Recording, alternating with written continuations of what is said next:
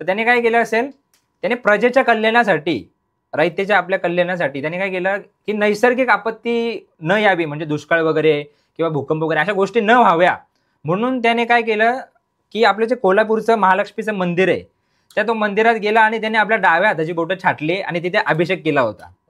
म्हणजे साहित्य, कला, धार्मिक गोष्टी या गोष्टींसाठी हे राजे किती, म्हणजे या गोष्टी किती महत्व देत होते हे आपल्याला याच्यातून दिसून येतं.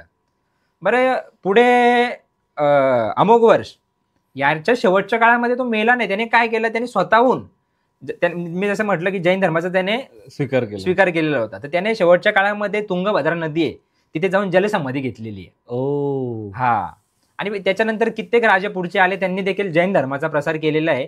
आणि दक्षिण भारतामध्ये आजही आपण गेलो तर आंध्र प्रदेशमध्ये गेलो किंवा रामेश्वरम मध्ये एक ठिकाण आहे, विजय स्तंभ म्हणून एक ठिकाण आहे, किंवा तिथले काही जैन मंदिर आहेत,